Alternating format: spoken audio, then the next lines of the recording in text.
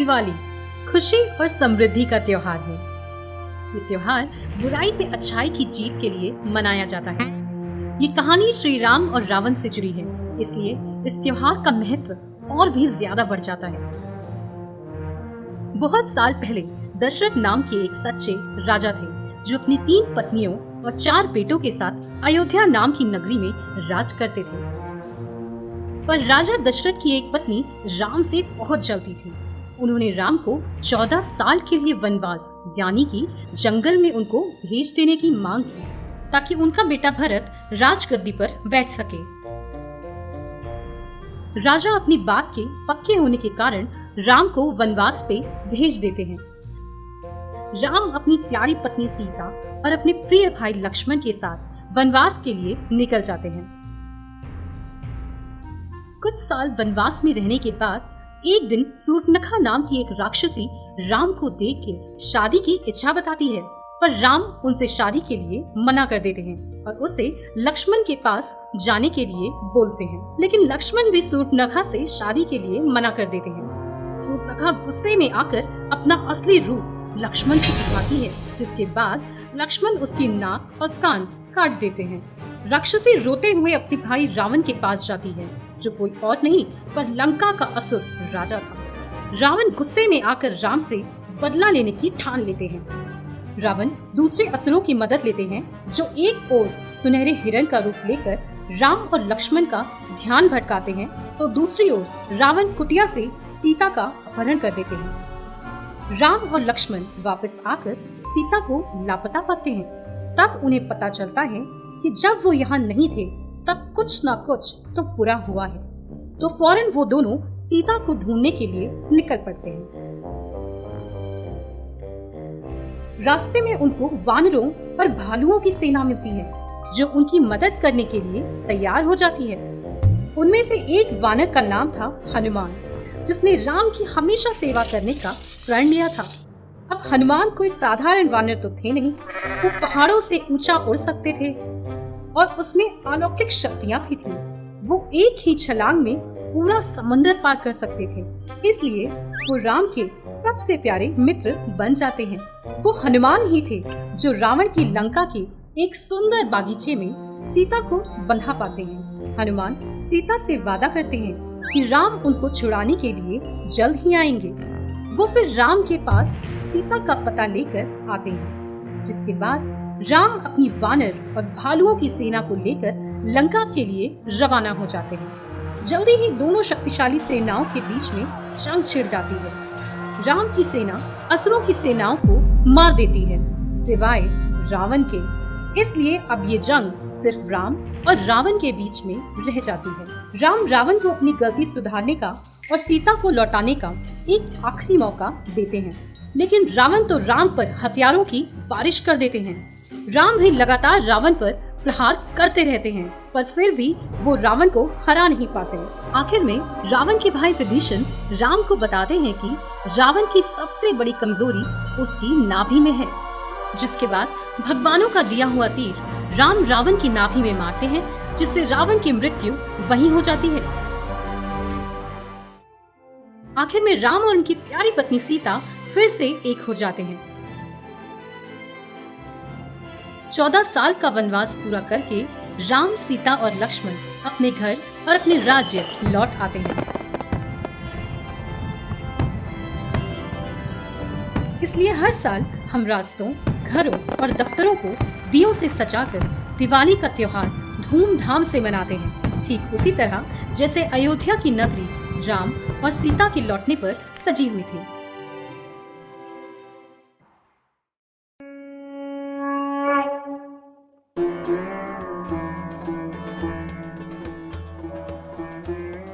भारतीय पौराणिक कथाएं भय और आश्चर्य की भावनाओं को जगाने वाली कहानियों से भरपूर हैं। ऐसी एक कहानी है देवी दुर्गा की।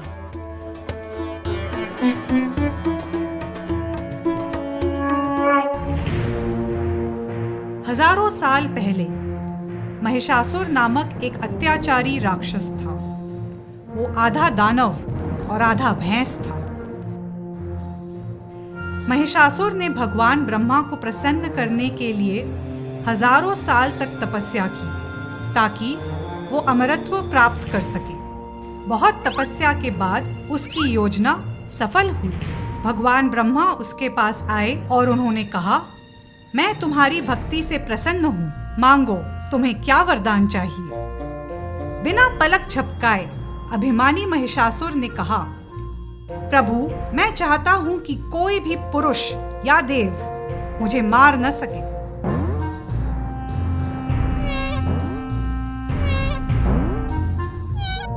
भगवान ब्रह्मा ने आशीर्वाद देते हुए कहा, तथास्तु, तुम्हारी इच्छा पूरी हो। ब्रह्मा की आंखों की चमक इस बात का संकेत दे रही थी कि वरदान मांगते समय महिषासुर से शायद कोई भूल हो गई है।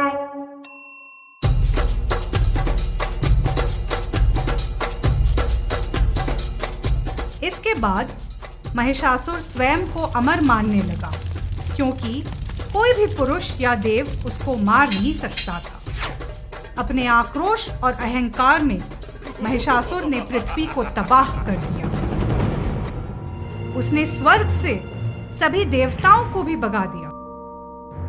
सभी देवता भयभीत होकर भगवान ब्रह्मा, विष्णु और शिव के पास पहुंचे और उनको इस घटना के बारे में बताया। कुछ समय तक सोचने के बाद उन्होंने एकजुट होकर एक दिव्य प्रकाश की उत्पत्ति की। एक ऐसा तीव्र प्रकाश जो पहले कभी नहीं देखा गया था। इस दिव्य प्रकाश से 10 हाथों वाली आदि शक्ति रूपी देवी दुर्गा प्रकट हुई। एक एक करके सभी देवताओं ने दुर्गा को कई शस्त्रों से सुसज्जित किया। भगवान विष्णु से उन्हें सुदर्शन चक्र प्राप्त हुआ। ब्रह्मा ने उन्हें एक कमंडल दिया। सागर के देवता वरुण ने उन्हें तीरों से भरा एक तरकश प्रदान किया। मृत्यु के देवता यम ने उन्हें एक शक्तिशाली राजदंड दिया। भगवान इंद्र से उन्हें एक वज्र प्राप्त हुआ। विश्वकर्मा ने उन्हें एक कुल्हाड़ी प्रदान की। काल ने उन्हें एक प्रखर तलवार दी। भगवान इंद्र के सफेद हाथी ऐरावत ने उन्हें एक घंटी दी, जिसकी ध्वनि से दानव भ्रमित हो जाते थे। भगवान शिव ने उन्हें एक त्रिशूल दिया। हिमालय ने देवी दुर्गा को सवारी के लिए एक सिंह भेंट किया। इन सभी अस्त्र शस्त्र से सुसज्जित देवी दुर्गा महिषासुर से युद्ध करने को तैयार थी।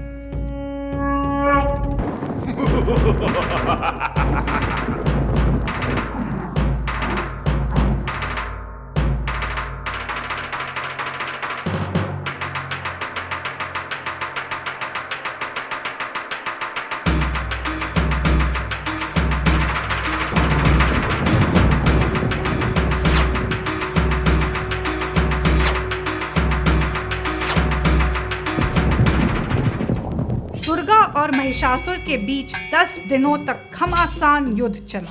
10वें दिन देवी दुर्गा महिषासुर का सर काटने में सफल हुई।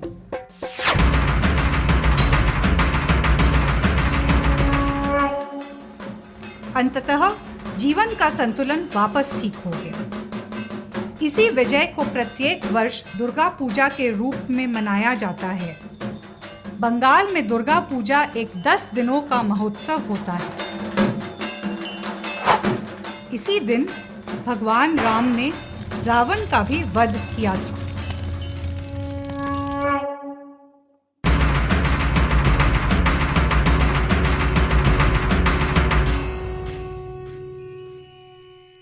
हाय, मेरा नाम है गणेशा। वैसे शायद आपने मुझे बहुत जगहों पे देखा होगा, पर क्या आप जानते हैं मेरा जन्म कैसे हुआ? चलिए मैं आपको बताता हूँ। एक समय की बात है। हिमालय के ऊंचे पर्वत पर मेरी माँ पार्वती अपने पति शिवा के साथ रहती थी। एक दिन मेरी माँ एक लड़के की मूर्ति बनाने के लिए बैठ गई। उन्होंने बड़े ध्यान से मिट्टी को आकार देकर एक बहुत ही प्यारा सा लड़का बनाया। उसके गोल मटोल गालों को देख वो अपनी बनाई हुई मूर्ति से बहुत खुश हो गई। इसलिए उन्होंने इसे जीवन देने का फैसला किया और इस मिट्टी की मूर्ति यानी कि मुझ में जान आ गई।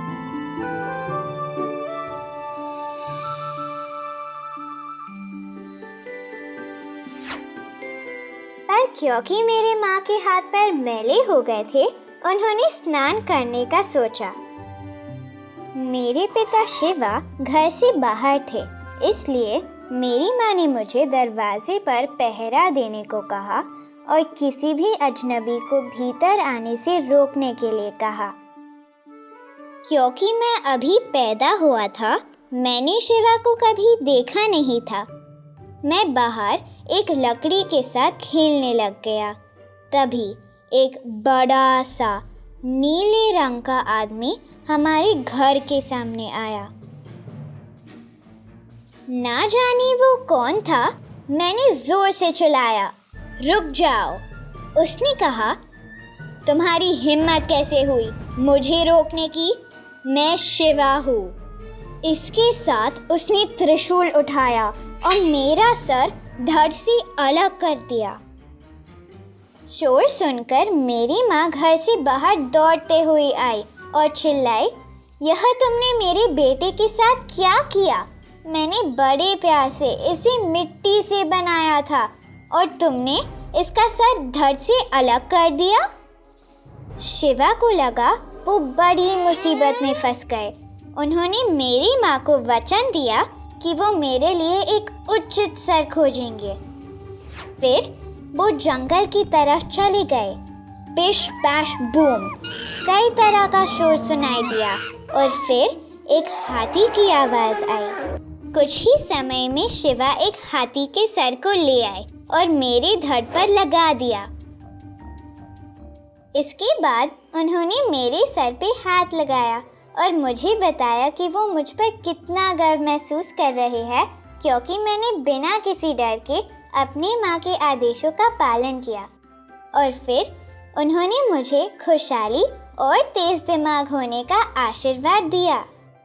तब से मुझे विघ्नहर्ता, सिद्धि विनायक जैसे कई नामों से जाना जाता है और मुझे सभी बाधाओं को दूर करने के लिए भी माना जाता है।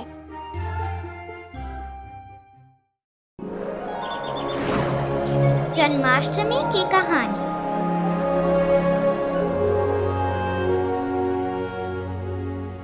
बहुत समय पहले मथुरा में कंस नाम का एक राजा था जो अपने लालच और अन्याय के लिए बदनाम था।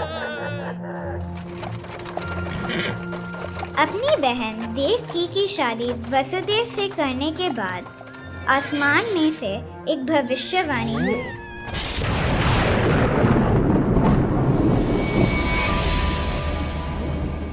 कंस, देवकी और वासुदेव का 8वां पुत्र तुम्हारे अत्याचार का अंत करेगा। यह सुनकर गुस्से में कंस ने नए विवाहित जोड़े को कैद कर लिया।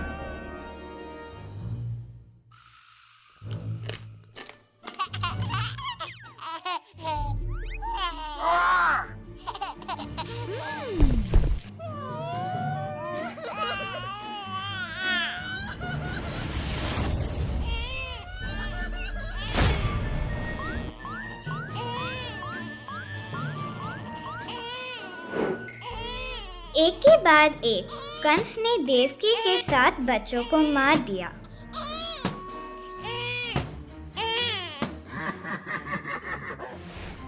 जब देवकी के 8वें बच्चे का जन्म हुआ तो भविष्यवाणी की आवाज फिर से आई। उस आवाज ने कहा, इस बच्चे को यमुना नदी के पार गोकुल ले जाओ और वहां पर अपने मित्र नंद और यशोदा की जन्मी संतान से बदल दो।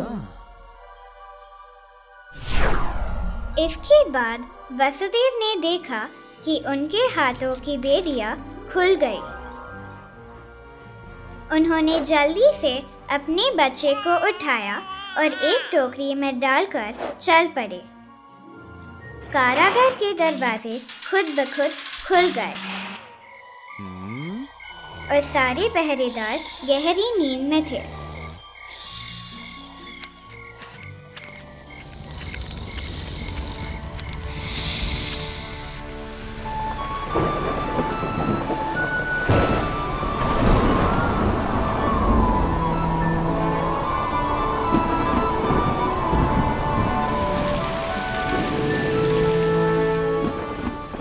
जब वसुदेव ने सिर पर टोकरी लिए तूफानी नदी को पार किया तो पानी उनके कंधे से ऊपर नहीं उठा। जब उन्हें परेशानी हुई तो एक 10 सिर वाले सांप ने छतरी बन बच्चे को बारिश से बचाया। वसुदेव को यह सब देखकर समझ आया कि उनका बच्चा कोई मामूली इंसान नहीं था, वो दिव्य था।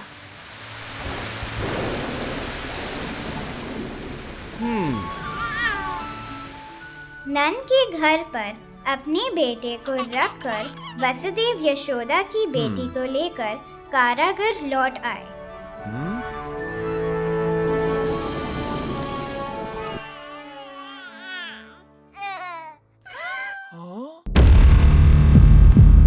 जब कंस वहां पहुंचा और बच्चे को नुकसान पहुंचाने की कोशिश की तो बच्चे ने देवी दुर्गा का रूप धारण कर लिया और कहा, हे दुष्ट, तू जिसे मारना चाहता है वह देवकी का 8वां पुत्र जन्म ले चुका है और वह अपनी भविष्यवाणी पूरी करेगा।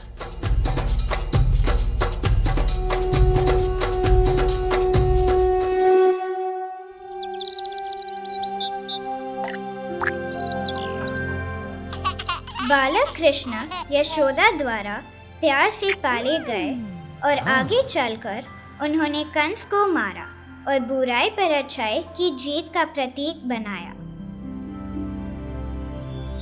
और इसलिए हर साल हम भारत भर में कृष्ण का जन्म यानी कि जन्माष्टमी मनाते हैं।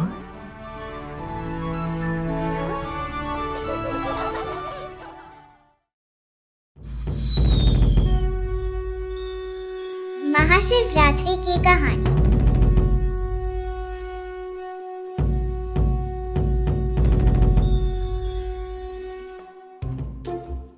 पौराणिक कथाओं के अनुसार एक दिन सृष्टि के रचयिता भगवान ब्रह्मा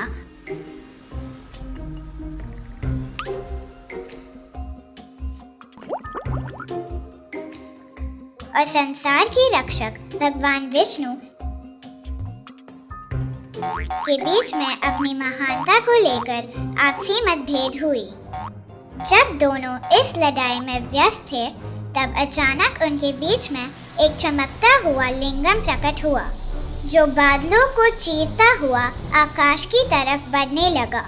ब्रह्मा और विष्णु लिंगम को देखकर पूरी तरह से चकित हो गए। दोनों ने एक प्रतियोगिता करने की सोची जिसमें उन्हें इस लिंगम की शुरुआत और अंत को ढूंढना था। जो भी इस प्रतियोगिता का विजेता होगा वो दूसरे पर अपनी महानता साबित करेगा। ब्रह्मा आकाश की तरफ बढ़ने लगे और विष्णु धरती के गहराई की तरफ। जब ब्रह्मा आकाश की तरफ बढ़ रहे थे तो उन्हें लिंगम पर केतकी का फूल दिखाई दिया जो कि लिंगम से नीचे की तरफ गिरने लगा। ब्रह्मा ने उस केतकी के फूल को पकड़ लिया और कहा कि वो लिंगम के अंत तक पहुंच गए हैं। ब्रह्मा का यह झूठ सुनकर शिव क्रोधित हुए और उन दोनों के सामने अपने असली रूप में प्रकट हुए। ब्रह्मा के झूठ के लिए शिव ने उन्हें श्राप दिया कि उनकी पूजा दुनिया में कोई नहीं करेगा। इस तरह शिव ने ब्रह्मा और विष्णु को यह एहसास कराया कि इस दुनिया में उन दोनों से बड़ी ताकत भी मौजूद है। शिव जो इस संसार के रचयिता, परिरक्षक और विनाशक है।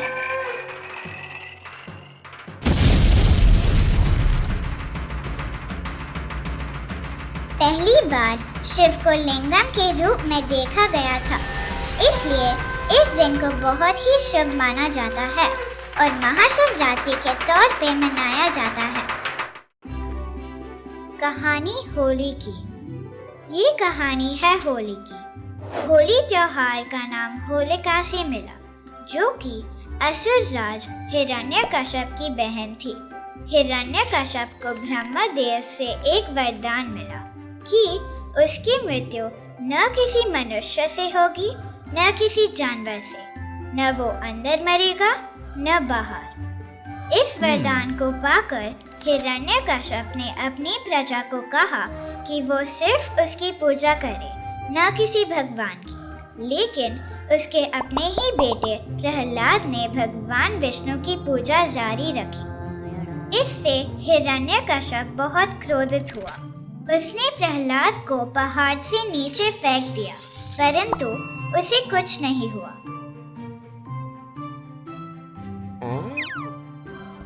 फिर उसने प्रहलाद को कुएं में फेंक दिया, परंतु उसे कुछ नहीं हुआ। उसके बाद हिरण्यकश्यप ने प्रहलाद को जंगली हाथी से कुचलवाने का आदेश दिया, पर वो भी प्रहलाद का कोई नुकसान न कर सके। इसके बाद प्रहलाद को एक कमरे में जहरीले और गुस्सैल सांपों के साथ बंद कर दिया गया, परंतु उसे कुछ नहीं हुआ। आखिर में होलिका ने प्रहलाद को अपने साथ आग में बिठा लिया। होलिका ने खुद एक शॉल ओढ़ ली ताकि वो आग में न जल सके, लेकिन वो शॉल प्रहलाद के ऊपर चली गई, जिसकी वजह से प्रहलाद को कुछ नहीं हुआ, मगर होलिका उस आग में जलकर भस्म हो गई। भगवान विष्णु ने नरसिंह रूप यानी आधे मानव और आधे शेर के रूप में प्रकट होकर संध्या के समय हिरण्यकश्यप को अपने नाखूनों से मार दिया। इसलिए हर साल बुराई पे अच्छाई की इस जीत को याद दिलाने के लिए होलिका को जलाया जाता है। होली का त्योहार होलिका को जलाने के अगले दिन मनाया जाता है।